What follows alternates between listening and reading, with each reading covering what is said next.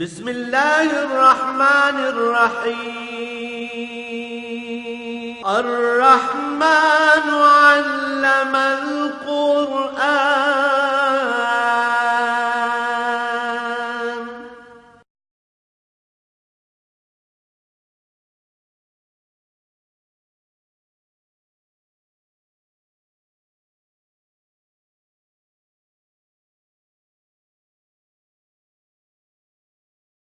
الحمد للہ رب العالمین والصلاة والسلام علی حبیبہ محمد وآلہ وصحبہ اعوذ باللہ من الشیطان الرجیم بسم اللہ الرحمن الرحیم وقال الملأ الذین کفروا من قومہ لئن اتبعتم شعیبا انکم اذا لخاسرون فأخذتهم الرجفة فأصبحوا في دارهم جاثمين الذين كذبوا شعيبا كأن لم يغنوا فيها الذين كذبوا شعيبا كانوا هم الخاسرين فتولى عنهم وقال يا قوم لقد أبلغتكم رسالات ربي ونصحت لكم فكيف عصى على قوم كافرين وما ارسلنا في قرية من نبي الا اخذنا اهلها بالباساء والضراء لعلهم يضرعون ثم بدلنا مكان السيئة الحسنة حتى عفوا وقالوا قد مس آباءنا ضراء والسراء اخذناهم بغتة وهم لا يشعرون ولو ان اهل القرى آمنوا واتقوا لفتحنا عليهم بركات من السماء والارض ولكن كذبوا فاخذناهم بما كانوا يكسبون افآمن اهل القرى ان ياتيهم باسنا بياتا وهم نائمون او امن اهل القرى ان ياتيهم باسنا ضحى وهم يلعبون افآمنوا مكر الله فلا يأمن مكر الله الا القوم الخاسرون اللهم سبحانك لا علم لنا إلا ما علمتنا إنك أنت العليم الحكيم مولاي صل وسلم دائما أبدا على حبيبك خير الخلق كلهم.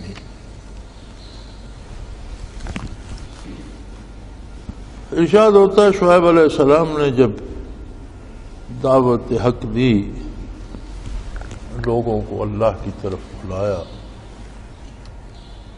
تو بڑی عجیب بات ہے، اللہ انسان کو فراخی عطا فرماتا ہے، مال و دولت دے دیتا ہے، اولاد عطا فرما دیتا ہے، عہدے اور منصب عطا فرما دیتا ہے، اختیارات دے دیتا ہے. تو جب اس کے پاس وسائل آتے ہیں، مال آتا ہے، دولت آتی ہے، تو وہ یہ بھول جاتا ہے کہ میں ایک ناچیز مخلوق ہوں. اللہ نے ایک نطفے سے مجھے پیدا کیا، میں ایک بے بس بچہ تھا، اس نے مجھے جوانی عطا کی، میں تو مکھی نہیں اڑا سکتا تھا، اس نے مجھے تنومن کڑیل جوان بنا دیا. پھر اس کی بے پناہ نعمتیں ہیں مجھ پر.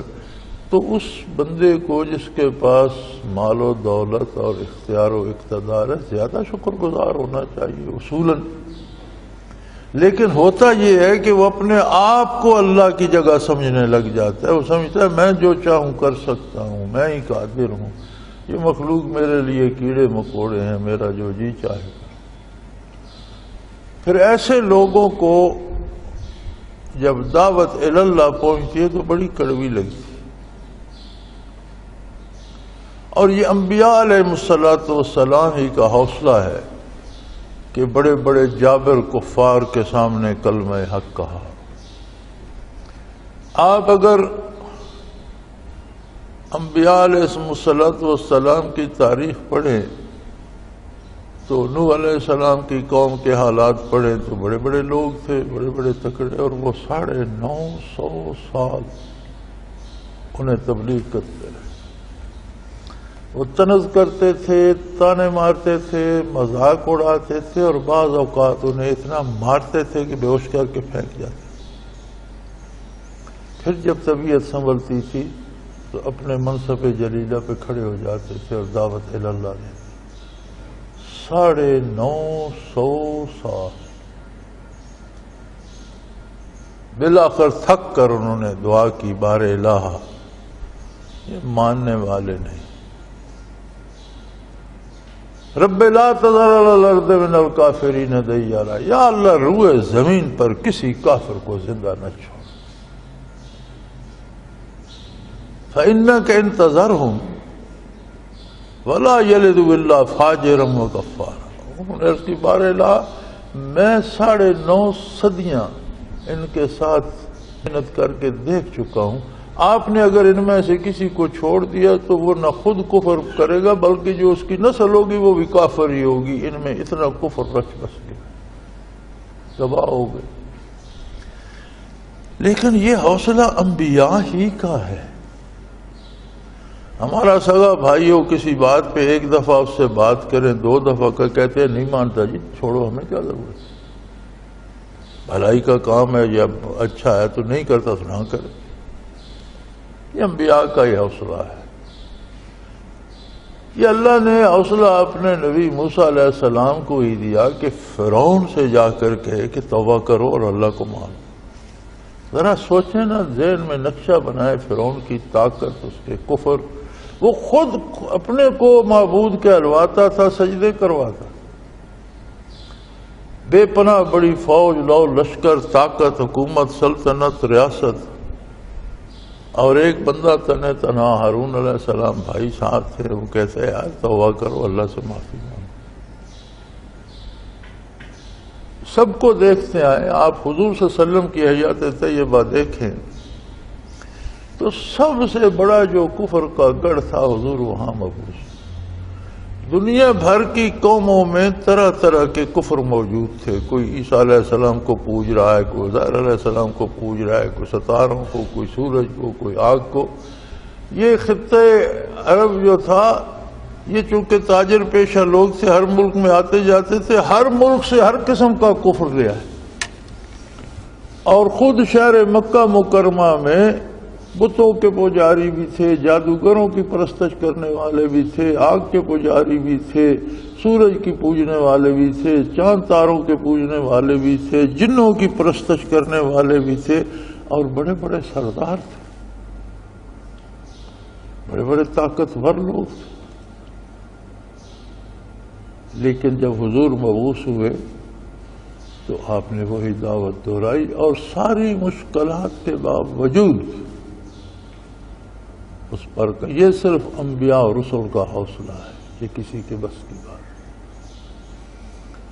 اور عموماً جو سردار ہوتے ہیں ان کو ایک بات یہ نظر آ جاتی ہے، اور قرآن میں یہ کئی دفعہ کہا بھی گیا ہے، ان سرداروں نے کہا کہ یہ بندہ ہماری سرداری چھیننا چاہتا ہے، یہ ہم کو اپنے پیچھے مخلوق ہمارے پیچھے لگی ہوئی ہے، اب ہم ان کے پیچھے لگیں گے تو اس کا مطلب ہے ہم ان کے غلام ہو گئے تو ساری مخلوق بھی ان کی غلام ہو جائے گی، یہ بڑے بن جائیں گے اور یہ ہماری سرداری لے لیں گے۔ یہی حال شعیب علیہ السلام کے ساتھ بھی ہوا۔ وقال الملأ الذین کفروا من قومہ، ان کی قوم میں جو کافر امراء تھے اور سردار تھے وہ کہنے لگے، لوگو اگر تم شعیب کے پیچھے چلو گے تو بڑے گھاٹے میں رہو گے، ہمارے پیچھے چل رہے ہو، ہم تمہاری مدد کرتے ہیں، تمہیں مزدوری پہ لگا دیتے ہیں، تمہیں پیسے دیتے ہیں، تمہاری مصیبتیں دور کرتے ہیں، تو یہ تو خود درویش آدمی ہے، اس کے پاس مال و دولت تو ہے نہیں، تو تم اس کے پیچھے لگ کر کیا حاصل کرو، تمہیں کیا مل جائے گا؟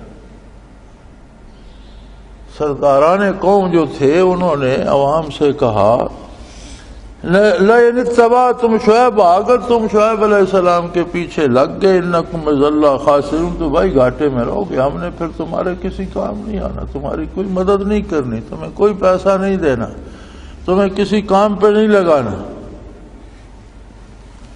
اور وہ بھول گئے کہ حضرت شعیب علیہ السلام اللہ کے رسول ہیں، اللہ کے پیغمبر ہیں۔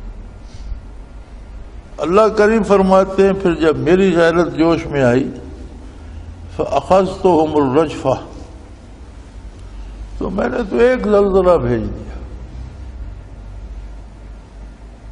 ایسا زلزلہ آیا فَأَصْبَحُوا فِي دَارِهِمْ جَاثِمِينَ کہ زلزلہ تو آ کر گزر گیا اور کفار میں سے ایک فرد نہ بچا، گھروں میں اوندے پڑے تھے مرے، کوئی چھت کے نیچے دبا ہوا تھا، کوئی دیوار کے نیچے دبا ہوا تھا، کوئی زمین شک ہو گئی اس میں گڑ گیا تھا، کوئی درختوں سے پٹک کر مر گیا تھا، کوئی ان کی میتیں اور لاشیں سیدھی کرنے والا بھی نہیں تھا، اوندے منہ پڑے تھے۔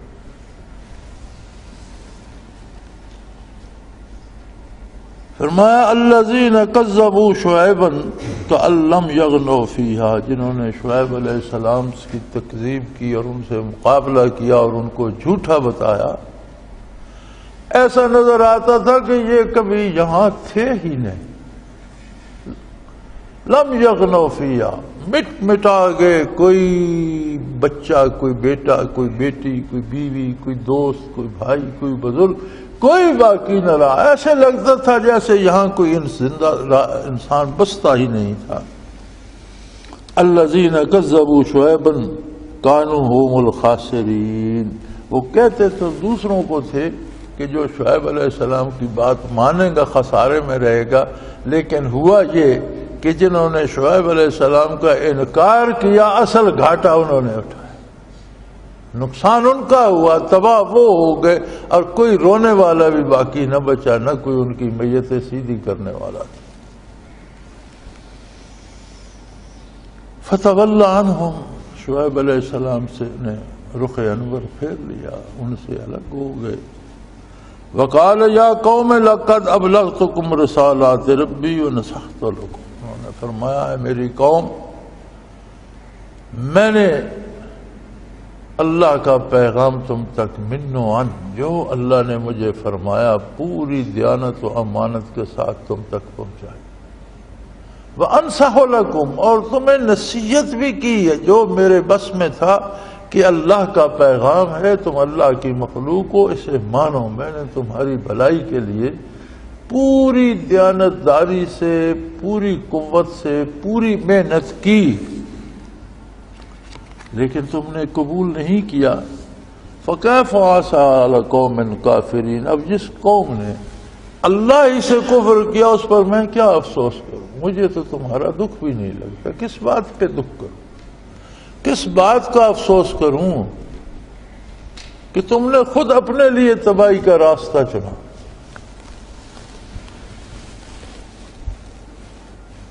آگے قانون فطرت ارشاد ہوتا ہے، یہ بڑا قابل توجہ ہے۔ وَمَا أَرْسَلْنَا فِي قَرْيَةٍ مِّن نَّبِيٍّ إِلَّا أَخَذْنَا أَهْلَهَا بِالْبَأْسَاءِ وَالضَّرَّاءِ لَعَلَّهُمْ يَضَّرَّعُونَ، ہم کسی قوم، کسی شہر، کسی بستی میں جب اپنا نبی بھیجتے ہیں تو وہاں کے رہنے والوں پر طرح طرح کی مصیبتیں بھی بھیج دیتے، بھوک آ جاتی ہے، افلاس آ جاتا ہے، قحط سالی آ جاتی ہے، بیماری آ جاتی ہے، مال کا نقصان ہو جاتا ہے، فصلوں کا نقصان ہو جاتا ہے، لوٹ مار شروع ہو جاتی ہے، چوریاں ڈاکے ہو جاتے ہیں، تو ایک بے اطمینانی اور پریشانی ہوتی ہے۔ کمال ہے یا اللہ، نبی کے آنے سے تو برکات آنی چاہیے تھی، تو برکات تو ان کے پاس پہلے تھی، مال و دولت بھی تھا، اولاد بھی تھی، خوشحال بھی تھے۔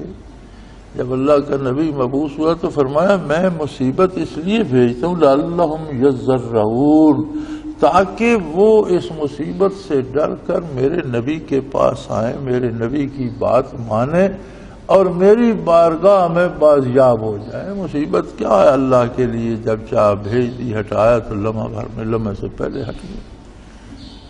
تو یہ میں ان کی بہتری کے لیے کرتا ہوں، یعنی انسان پہ جب تکلیف بھی آتی ہے، دکھ بھی آتا ہے، افلاس آ جاتا ہے، تو وہ بھی ایک طرح سے اللہ کی رحمت ہوتی ہے کہ اسے اپنی حیثیت کا احساس ہو جاتا ہے کہ میرے بس میں تو کچھ بھی نہیں، تو کس کے بس میں ہے اس کا علاج؟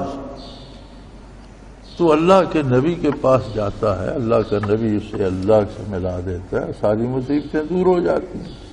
تو فرمایا یہ تو ہم مہربانی کرتے ہیں کہ جس بستی میں بھی نبی بھیجا ان پر کچھ مصیبتیں بھی بھیج دیں، کہ ان کے دل نرم ہوں، ان میں کچھ خوف الہی پیدا ہو اور یہ میری بارگاہ میں آئیں، میرے نبی کے پاس آئیں۔ لیکن جب لوگ ان مصیبتوں کو بھی جھیل جاتے ہیں اور نبی کی بارگاہ میں نہیں آتے تو فرمایا ہمارا انداز پھر یہ ہے، انداز فطرت یہ ہے، قانون قدرت یہ ہے، ہماری بارگاہ کا انداز اور طریقہ یہ ہے، ثم بدلنا ما كان السيئة الحسنة، ہم ان کی تکلیفیں خود رفع کر دیتے ہیں اور اس کی جگہ انہیں مالا مال کر دیتے ہیں، دولت دے دیتے ہیں، حکومت دے دیتے ہیں، اقتدار دے دیتے ہیں، اولاد دے دیتے ہیں۔ یہ مال اور اولاد جو اللہ ناراض ہو کر دیتے ہیں، یہ بہت بڑی سزا ہے کہ چند روز تو اس کے پاس دولت بھی رہی، اقتدار بھی رہا، مال بھی رہا، اولاد بھی رہی، بالآخر اسے مرنا ہے، قبر میں جانا ہے، سب کچھ چھوڑ کے آگے جواب دینا ہے۔ فرمایا جب ان کے پاس مال آتا ہے، یہ انسانی جو ہے نا نفسیات وہ زیر بحث ہے کہ انسانی نفسیات یہ ہے کہ جب وہ دکھ میں بھی اللہ کو یاد نہیں کرتا تو اللہ اس پر آسانیاں بھیج دیتے ہیں، آسانیوں میں آ کر وہ اور بگڑ جاتا ہے اور بپھر جاتا ہے اور کہتا کیا ہے وقالوا قد مس آباءنا ضراء وسراء، پہلے ہمارے باپ دادوں پر بھی دکھ تکلیفیں بھی آئیں، آسانیاں بھی ہیں، ایک زمانے کا رویہ ہے، ایک جو ہے یہ روزمرہ کی بات ہے، تکلیف آتی ہے چلی جاتی ہے، دولت آتی ہے چلی جاتی ہے، یہ چلتا رہتا ہے، یہ ایسی کوئی بات نہیں۔ پھر وہ کہتے ہیں کہ ہمارے باپ دادا پر بھی تو تکلیفیں آئی تھیں، پھر ان پر آسانیاں بھی آئی تھیں، یعنی قدرت باری کی طرف سے بالکل بے فکر ہو جاتے ہیں کہ کوئی نہیں یار، یہ کچھ نہیں ہوتا، اس میں ایسی توبہ کی کوئی پریشانی نہیں، اور کون نبی کے پیچھے بھاگے اور کون نمازیں پڑھتا رہے اور سجدے کرتا رہے اور کون بار بار وضو کرتا رہے اور کپڑے پاک رکھے، ان مصیبتوں میں پڑنے کی ضرورت نہیں ہے۔ اور پیسہ پیسہ ہوتا ہے یار، اس میں حلال حرام کیا، جہاں سے ملتا ہے لے لو، یہ خواہ مخواہ کی پابندیاں ہیں، دولت دولت ہے، اقتدار اقتدار ہے، جس طریقے سے ملتا ہے اس میں اخلاقیات اور اس میں سیاسیات اور یہ سارے فضول ڈھکوسلے ہیں۔ بھائی جہاں سے جو چیز ملتی ہے لے لو، موج کرو، رہ گئے دکھ سکھ تو یہ پہلوں پر بھی آتے تھے، ہم پہ بھی آ گئے۔ جب اس میں وہ بالکل بے فکر ہو جاتے ہیں، فرمایا اخذناہم بغتۃ وہم لا یشعرون، اچانک اللہ کی گرفت آ جاتی ہے، پھر انہیں پتہ ہی نہیں چلتا کہ کدھر سے ہم پکڑے گئے، تباہ و برباد ہو جائے۔ یہاں مفسرین کرام نے ایک سوال اٹھایا ہے کہ اللہ بدکاروں کو بھی آسانیاں دے دیتا ہے اور نیکوں کے بارے بھی کہتا ہے وَلَوْ أَنَّ أَهْلَ الْقُرَىٰ آمَنُوا وَاتَّقَوْا لَفَتَحْنَا عَلَيْهِمْ بَرَكَاتٍ مِّنَ السَّمَاءِ وَالْأَرْضِ وَلَٰكِنْ كَذَّبُوا فَأَخَذْنَاهُمْ بِمَا كَانُوا يَكْسِبُونَ۔ اب نیکوں کے بارے ارشاد فرما رہے کہ اگر یہ بستی والے، اگر یہ اس شہر کے لوگ جہاں میرا نبی آیا، اگر وہ لوگ جو میرے نبی کے مخاطب تھے ایمان لے آتے اور نیکی کا رستہ اپناتے، واتقوا، تقوی اختیار کرتے، لفتحنا علیہم برکات من السماء والارض، تو ہم ان پر آسمان سے بھی اپنی رحمت کے دروازے کھول دیتے، برکات کے دروازے کھول دیتے، اور زمین سے بھی۔ ولیکن کذبوا، لیکن انہوں نے تو بدبخت تھے، انہوں نے تو انکار کیا، نبی کی بات مانی نہیں۔ فاخذناہم بما كانوا یکسبون، سو جو ان کے اعمال تھے ان کی گرفت ان پر آ گئی اور اللہ کی گرفت میں آگے پکڑے گئے۔ اب سوال یہ پیدا ہوتا ہے کہ بدکاروں کو بھی نعمتیں دے دی، دولت دے دی، حکومت دے دی، نیکوں کو بھی اللہ فرماتا ہے میں اپنی برکتیں دے دیتا ہوں، تو یہ کیا پتہ چلے کہ اگر مجھ پر آسانی ہے یا تکلیف ہے تو یہ عذاب ہے یا عنایت ہے؟ تو علماء حق فرماتے ہیں کہ اس کا بڑا آسان سا طریقہ ہے اسے جاننے کا. تکلیف آئے یا آسانی، اگر وہ اللہ کا جذبہ شکر لائے اور اللہ کے قریب کرے تو یہ نہ ہے. دولت ملے، اولاد ہو، اقتدار ہو، عزت ہو، آبرو ہو، اور بندہ اس پہ شکر ادا کرتا ہو اور اللہ کے نبی کا اتباع کرتا ہو اور رسول اللہ صلی اللہ علیہ وسلم کی غلامی کا حق ادا کرتا ہو، تو یہ مال و دولت اللہ کا انعام ہے. اگر افلاس ہے، بھوک ہے، تنگی ہے، تو بھی اللہ کا انعام. لیکن اگر وہ مال و دولت پا کر ناشکرا ہو جاتا ہے، یا بیماری یا تکلیف یا مصیبت پا کر کفر بکنے لگتا ہے، ناشکری کرتا ہے، تو یہ عذاب الہی. یعنی اس کی پہچان بڑی آسان ہے کہ اگر آسانیاں ملتی ہیں اور بندہ شکر گزار ہو جاتا ہے، نیکی کرتا ہے، تو یہ اللہ کا انعام. اگر آسانیاں ملتی ہیں اور برائی میں زور پکڑ جاتا ہے اور زیادہ عیاشی کرنے لگ جاتا ہے، تو یہ اللہ کا عذاب ہے. تو یہ اس کی سادہ سی پہچان ہے. فرمایا اگر یہ ایمان لاتے واتقوا، تقوی اختیار کرتے. تقوی ایک بڑا بہت کثیر المعانی لفظ ہے، اور دراصل تقوی ایک قلبی کیفیت کا نام ہے. میں نے بھی اب ترجمہ کر دیا کہ پرہیزگاری اختیار کرتے تھے، نیک اعمال کرتے. تقوی کا ترجمہ میں نے یہ کر دیا. یہاں انہوں نے کیا لکھا ہے؟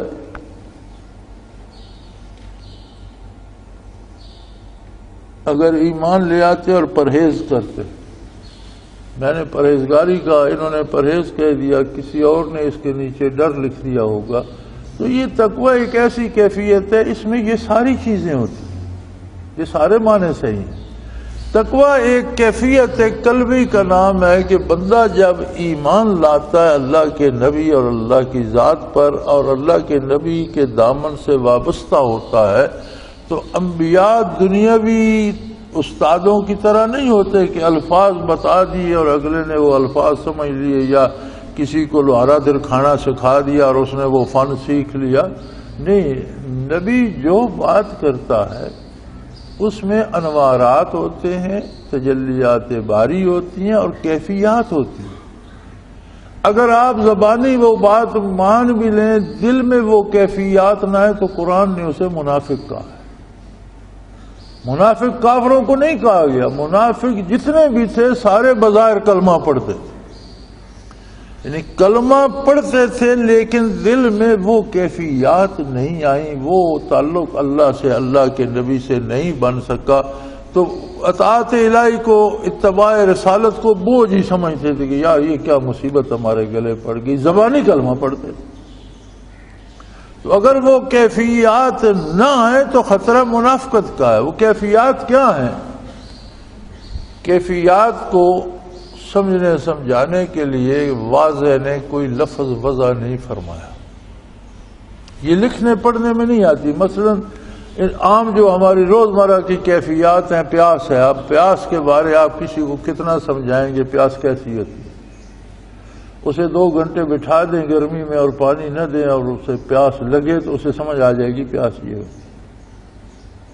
بھوک ایک کیفیت ہے. اب اس کے بارے کتابیں لکھ دیں، بھوک سے یہ ہوتا ہے، بھوک سے وہ ہوتا ہے، وہ سمجھ نہیں آتی.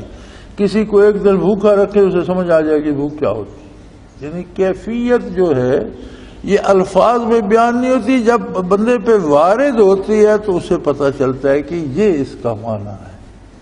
تو نور ایمان مضبوط ہو، اس میں خلوص ہو، اور قلب اثر رسول اللہ صلی اللہ علیہ وسلم سے انوارات بندے مومن کے دل میں آئے، تو اس میں ایک اللہ کی عظمت اور نبی کی عظمت کا ایک احساس پیدا ہوتا ہے. ایک احساس پیدا ہوتا ہے کہ میرا اللہ ہر وقت میرے ساتھ ہے. اب میں اس کے سامنے اس کی نافرمانی کیسے کروں؟ اس کی زندگی بدل جاتی ہے. یہ جو کیفیت ہے حضور حق کی، یہ جو کیفیت ہے عشق پیغمبر کی، دیکھو نا، یہ جو محبت ہوتی ہے یہ بھی عجیب شے ہے. سادہ سی ایک بات میں عرض کرتا ہوں. کہ ہمارے ہاں الیکشن ہوتے ہیں تو بڑی گہما گہمی ہوتی ہے ووٹوں کی، اور بڑے میلے ٹھیلے کیے جاتے ہیں، وفد بھیجے جاتے ہیں، پیسے دیے جاتے ہیں، منتیں کی جاتی ہیں. تو اگلا کہتا ہے یار میرا چچا دبئی ہوتا ہے، میرا بھائی فرانس میں ہوتا ہے، میرا بیٹا امریکہ میں ہوتا ہے، اس سے بات کروں گا، اگر وہ مان گیا تو میں آپ کی بات مان لوں، میں اسے ناراض نہیں کروں. یہ جو ہمیں بھائی بیٹے چچا کا یہ احساس ہے، اگر یہ احساس اللہ کے رسول کے ساتھ ہو جائے، اور جب کوئی کام سامنے آئے تو ہم یہ سوچیں کہ اللہ کا رسول اس سے راضی ہوں گے تو میں یہ کام ضرور کروں، اور اگر اس سے اللہ کا رسول خفا ہوں گے تو میں نہیں کرتا، بھائی جو جس کا جی چاہے کر لو. اگر یہ کیفیت آ جائے تو اسے تقویٰ کہتے ہیں. اسے آپ خشیت کہہ لیں، ڈر کہہ لیں، پرہیزگاری کہہ لیں، جتنے معنی کرتے جائیں، لیکن تقویٰ کا اصل مفہوم ایک کیفیت ہے جو قلب اطہر رسول اللہ صلی اللہ علیہ وسلم سے بٹتی ہے. اور حضور کی ذات تو اللہ نے فرمایا سراجم منیرا، ایک ایسا روشن چراغ جو روشنی بانٹتا ہے، منیرا دوسرے کو منور کرتا ہے، روشن کرتا ہے. یعنی اس طرف سے ہمہ وقت رات دن بٹ رہی ہے روشنی، انوارات تقسیم ہو رہے ہیں، برکات بٹ رہی ہیں. اب کس نے اپنا قاصہ دل سیدھا رکھا کہ اس میں کوئی چیز آئے؟ بھی کتنی بارش بھی ہو، آپ الٹا برتن لے کر بارش میں کھڑے ہو جائیں، جب ختم ہوگی تو آپ کہیں میرے پاس تو پانی کوئی نہیں، بارش تو ہوئی پر مجھے تو کچھ نہیں ملا، تو آپ نے برتن الٹا رکھا ہوا. اگر آپ برتن سیدھا رکھتے تو جتنا آپ کا برتن تھا وہ بھر جاتا. یہ معاملہ تو دنیا کا ہے. جو معاملہ اللہ کے رسول کے ساتھ ہے اس میں تو برتن بڑے بھی ہو جاتے ہیں، صرف آپ سیدھا رکھیں، وہ بڑھا بھی دیتے ہیں. تو ہی ناداں چند کلیوں پہ قناعت کر گیا، تو ہی ناداں چند کلیوں پہ قناعت کر گیا، ورنہ گلشن میں علاج تنگی داماں بھی ہے. یعنی یہ وہ بارگاہ ہے کہ وہ دامن بڑھا بھی دیتے، وہ اپنی شان کے مطابق عطا کرتے. تو اس طرف سے تو کمی کوئی نہیں. ہمہ وقت رات ہو یا دن، ہمہ وقت ابر رحمت برس رہا ہے. اب ہمیں کتنا ملا یہ تو ہمیں خود سے پوچھنا چاہیے، اپنے آپ سے. یہ سوال ہمیں اپنے آپ سے کرنا چاہیے. اگر ہمارا قاصہ دل سیدھا ہے، ہمارے دل میں خلوص ہے اللہ کے ساتھ، اللہ کے رسول کے ساتھ، یار اللہ کو ماننا بڑا ہی مشکل ہے، بہت مشکل ہے.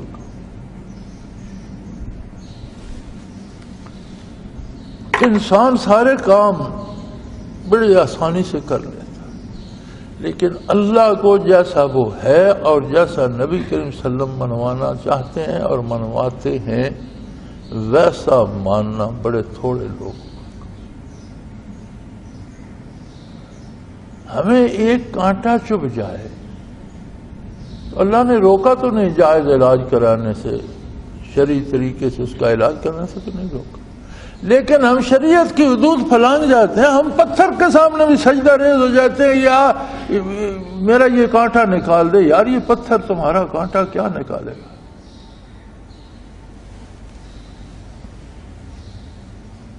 نہیں، ہم نے کبھی اللہ پہ اعتماد کیا نہیں. وہ جتنا اس پتھر پہ گئے ہو، اتنا بیٹھ کر اللہ سے آرزو کو، یا اللہ میں کمزور ہوں، ہو سکتا ہے اس میں تیری کوئی رحمت کوئی انداز ہو، لیکن یا اللہ میں مشکل برداشت نہیں کر سکتا، مجھے آسانی دے. اور اس پہ جم جاؤ، پھر اس پہ قائم رہو. میں مشکل کا اللہ سب مسلمانوں کا اسلام قبول کرے، لیکن بھائی زندگی کا تجربہ یہ بتاتا ہے کہ اللہ پہ اعتبار انسان مشکل سے تب بھی کرتا ہے کہ اس کے دل میں وہ برکات آئیں جو نبی کریم صلی اللہ علیہ وسلم سے تقسیم ہوتی ہیں. ورنہ میں یہ سمجھتا ہوں کہ یہ بہت مشکل. بندہ چپے چپے پہ سجدہ ریز ہو جاتا ہے، بندہ بھاگ پڑتا ہے ناجائز وسائل کی طرف. ضروری نہیں کہ بتوں کو ہی سجدہ کرے. اگر ہم غیر شرعی طریقے سے کسی انسان کی بھی منت کرتے ہیں تو یہی بت کی پوجا ہے. اگر ہم شریعت کے خلاف کسی بڑے آدمی، کسی افسر، کسی عہدیدار کی منت بھی کرتے ہیں تو خلاف شریعت اس سے جو نفع کی امید رکھتے ہیں یہی بت پرستی. تو فرمایا اگر یہ ایمان لاتے واتقوا اور پھر مجھ پہ بھروسہ بھی کر لیتے، پھر مجھ پہ ہی کھڑے ہو جاتے، پھر اس پہ جم جاتے کہ ہمارا تو اللہ کے ساتھ ایمان ہے، جو آنا ہے وہ اللہ کی طرف سے ہے، دکھ آئے یا سکھ آئے ہم اس کا شکر ادا کریں. اگر یہ کام یہ کرتے تو میں آسمان سے بھی اور زمین سے بھی ان پر برکات کے دروازے کھول دیتا. لفتحنا علیہم برکات من السماء والارض. آسمان سے بھی برکات نازل ہوتی، زمین سے بھی. برکت کیا ہے؟ برکت کے مختلف انداز ہیں.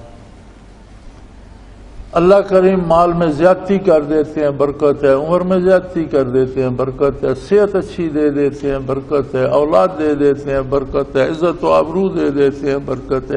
کبھی انداز یہ ہوتا ہے کہ چیز تھوڑی ہوتی ہے لیکن بہت سا کام کر جاتی ہے. جیسے ایک کٹورے میں پانی تھوڑا سا تھا، نبی صلی اللہ علیہ وسلم نے انگشت مبارک اس میں رکھی تو سارا قافلہ سیراب ہوا، اس سے پھر سارے مشکیزیں بھر لیے، پھر سارے جانوروں کو پلایا تو اس کٹورے سے پانی ختم نہیں ہو رہا تھا. یہ کیا؟ یہ برکت ہے، نبی کریم صلی اللہ علیہ وسلم کا معجزہ ہے. اور یہ برکت ہے کہ اس ایک کٹورے پانی میں اتنی برکت آئی کہ بڑے بڑے اونٹوں پہ لادے ہوئے مشکیزیں بھرے گئے، اونٹوں کے پیٹ بھر گئے، گھوڑوں نے پی لیا، انسانوں نے پی لیا، برتن بھی بھر لیے، مشکیزیں بھی بھر لی. کبھی وقت میں برکت ہوتی ہے کہ وقت تو 1 گھنٹے کا ہے لیکن جو کام آپ نے کیا وہ تو 8 گھنٹے میں کرنے کا تھا، وہ 1 گھنٹے میں ہو گیا. اس وقت میں برکت آ گئی. کبھی کام میں برکت ہوتی ہے کہ آپ نے محنت کی تو اس کے بدلے تو 2 یونٹ تیار ہونے چاہیے تھے لیکن آپ کے 5 ہو گئے، تو اس کا مطلب ہے اس کام میں برکت ہو گئی. تو فرمایا میں ان کے زندگی کے ہر شعبے میں برکات کے در کھول دیتا. یہ محنت تھوڑی کرتے اجرت زیادہ پاتے، کام تھوڑا کرتے نفع زیادہ اٹھاتے، لیکن شرط یہ تھی کہ ایمان لاتے اور خالی ایمان نہیں. واتقوا، پھر دل میں وہ کیفیت بھی آتی جو میری عظمت اور میرے نبی کی صداقت کا اقرار کرتی اور اس پہ اعتماد کرتی، وہاں کھڑی ہو جاتی، جم جاتی.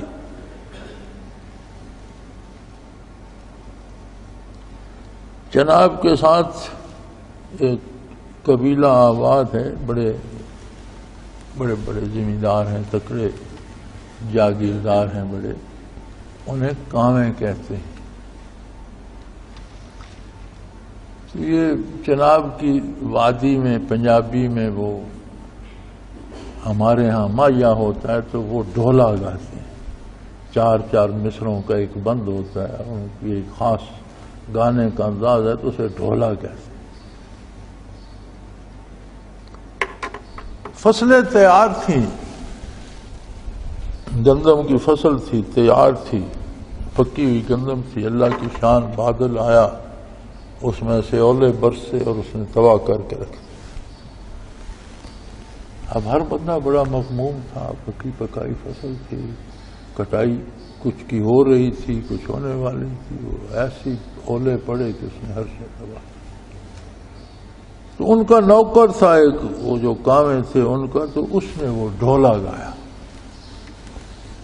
کسی زمیندار نے اسے کہا کہ شرم کرو، ہم سب تباہ ہو گئے ہیں، اب یہ ڈھولے تو خوشی کے موقع پہ گائے جاتے ہیں، تم ڈھولے گا. اس نے کہا بھائی اولے تو پڑے ہیں مجھے بھی پتہ ہے لیکن کاموں کے توے پہ نہیں پڑے. یعنی میری روٹی تو کاموں کے گھر سے آتی ہے، ان کے توے پہ تو اولے نہیں پڑے. اگر اتنا بھروسہ ایک نوکر اپنے مالک پہ کر سکتا ہے کہ پورے ملک کے تباہ ہو گیا لیکن میرے مالک کا گھر تو آباد ہے اور اس کے تو مکان گزشتہ سال کی گندم سے بھرے ہوئے ہیں، مجھے اس میں گھبرانے کی کیا ضرورت ہے، میں تو ڈھولے پڑوں گا. تو پھر بندے میں ایمان ہو اور اس پر اللہ پر اس کا اتنا بھروسہ نہ رہے تو کیا ہوا؟ یہ تقویٰ ہے۔ تو اگر یہ ایمان لاتے اور تقویٰ اختیار کرتے تو میں آسمانوں سے بھی زمین سے بھی ان پر برکات کے دروازے کھول دیتا، ولیکن کذبوا، لیکن تو ایسے بدبخت ہیں، انہوں نے میری نبی کا انکار ہی کر دیا، تکذیب ہی کر دی، کہا جو کوئی یہ کہتا ہے جھوٹ ہے، کمال ہے، حد ہو گئی۔ فَأَخَذْنَاهُمْ بِمَا كَانُوا يَكْسِبُونَ، پھر قدرت کا قانون ہے، جو عمل کرتے وہ سامنے آ جاتے ہیں، وہ پکڑے گئے اور ہم نے پکڑ لیے، تباہ ہو گئے۔ أَفَأَمِنَ أَهْلُ الْقُرْآنِ يَأْتِيَهُمْ بَأْسُنَا بَيَاتًا وَهُمْ نَائِمُونَ، فرمایا ان کو کیا ہو گیا لوگوں کو، یہ تب مانیں گے کہ کبھی یہ رات کو سوئے ہوں اور عذاب الہی آئے اور انہیں تباہ کر کے رکھ دے۔ یہ اس بات کا انتظار کر رہے ہیں کہ یہ پڑے ہوں اور ایک زلزلہ آئے تباہ کر دے، آسمان سے کوئی مصیبت اترے تباہ کر دے، کوئی بیماری پڑے اور انہیں مار دے، زمین شک ہو جائے اور اس میں دس جائیں۔ او آمن اہل القرآن یاتیہم باسنا وہم یلعبون، یا تب مانیں گے کہ دن کو یہ اپنے کھیل کود میں، کام کاج میں، دنیاوی مذاق میں لگے ہوں، انہیں تب ہوش آئے جب تباہی آ جائے اور ان میں سے کوئی باقی نہ بچے۔ کب مانیں گے یہ آخر؟ ہمارا آج کا جو مسئلہ ہے، تو پتہ نہیں آج بھی کوئی ہو رہا ہے اجلاس وجلاس اسمبلی کا اور فوجیوں کا اور پتہ نہیں کس کس کا، غور فرمانے کے لیے دہشت گردی پر۔ ایک بات قرآن کریم نے بھی بتائی ہے،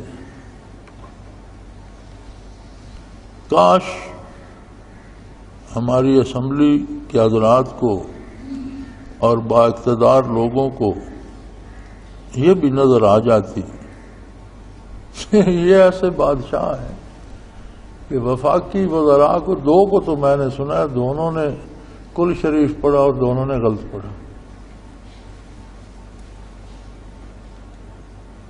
جب کل شریف تک یاد نہیں تو اور قرآن کہاں سے دیکھا؟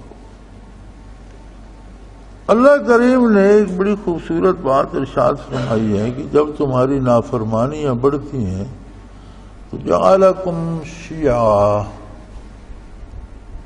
ہم جو سزا دیتے ہیں وہ یہ ہے کہ ہم تمہیں گروہ گروہ بانٹ دیتے ہیں،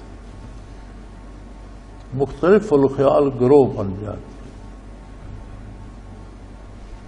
اور ہر گروہ اپنے کو حق پہ سمجھتا ہے، دوسرے کو واجب القتل سمجھ لیتا ہے۔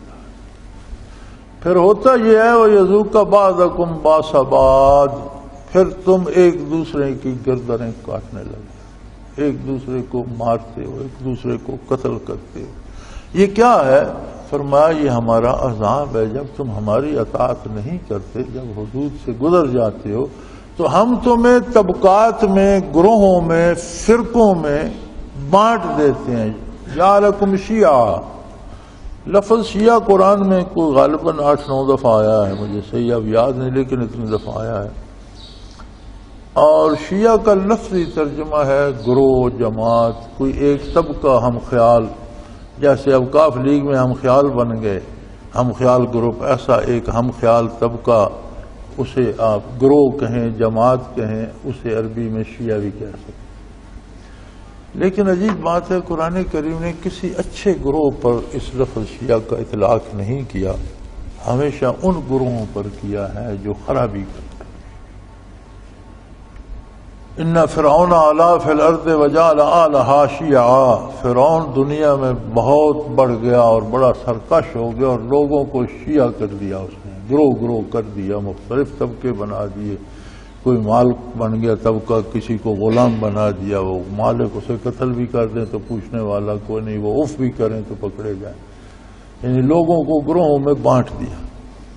اللہ فرماتے ہیں جب تمہاری نافرمانیاں بڑھتی ہیں تو ہم بھی تم کو گروہ گروہ کر دیتے ہیں، پھر ہر گروہ دوسرے کی گردن کاٹنے کو دوڑتا ہے۔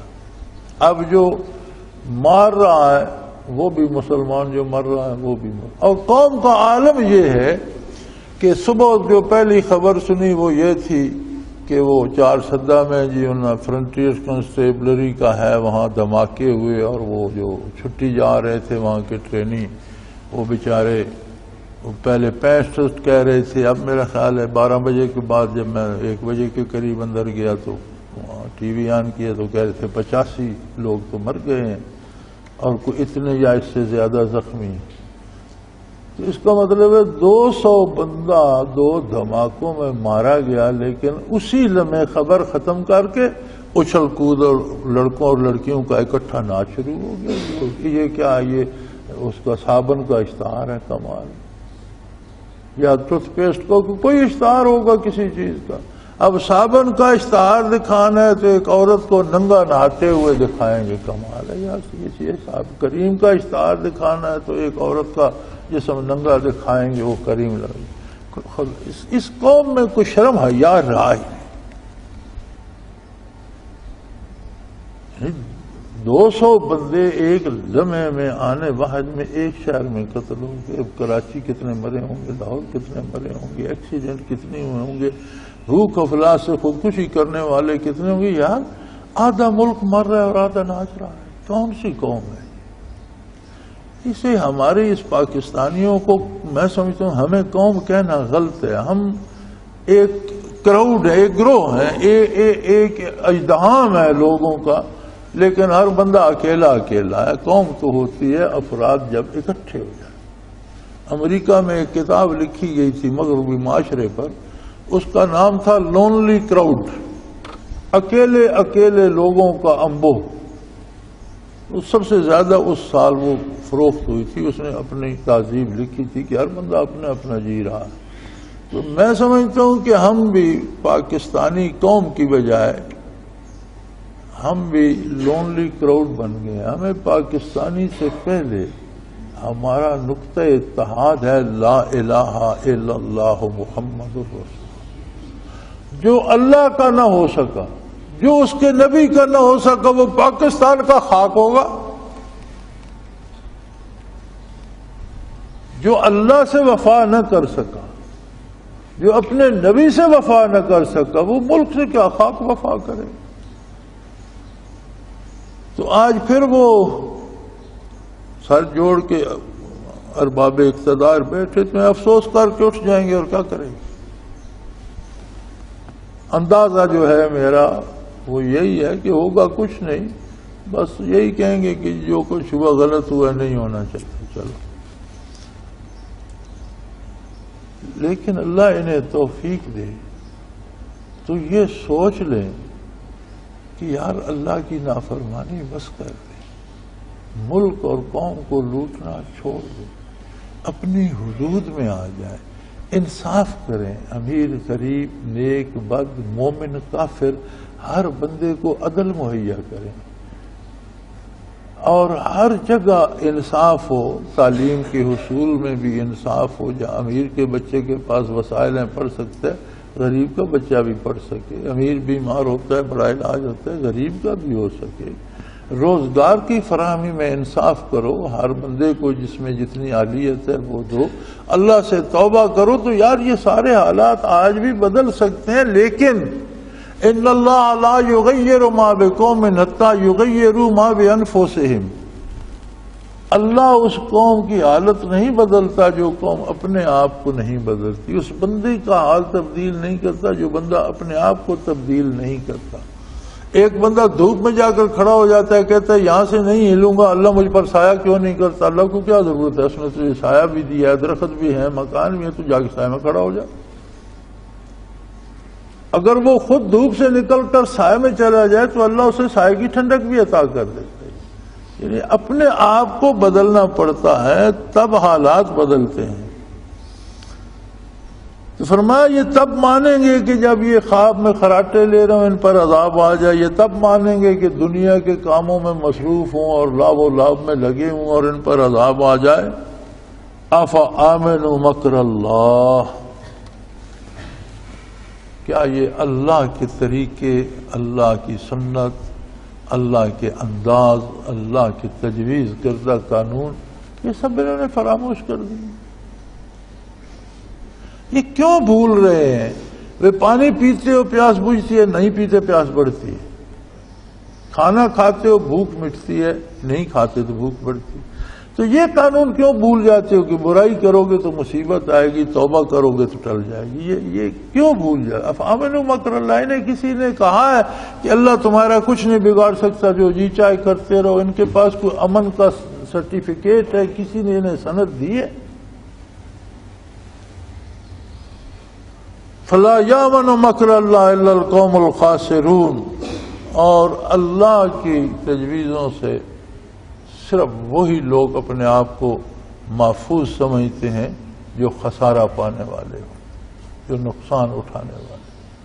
اللہ کے قانون اٹل ہیں، اللہ کے ساتھ ایمان لاؤ، خلوص سے لاؤ، اللہ کے نبی پہ اعتبار کرنا سیکھو، اللہ کے نبی کی اطاعت کا حق ادا کرو، اور نیکی کر کے بھی بخشش مانگو کہ یا اللہ میرے یہ سجدے، میری یہ نماز، میری یہ تلاوت، میری یہ دعائیں پھر بھی اس قابل نہیں کہ تیری بارگاہ میں پہنچے، ان میں وہ خلوص، وہ نورانیت، وہ لطافت، وہ پاکیزگی نہیں ہے۔ یہ جیسا میں ہوں ویسی میری عبادت بھی ہے، بار الہ میں کر تو رہا ہوں، تو قبول فرما، یا مجھے وہ نورانیت، میرے دل میں وہ نور پیدا کر، میرے دل میں وہ محبت، وہ عشق پیدا کر، اطاعت کا وہ جذبہ پیدا کر جو شرف قبولیت پائے۔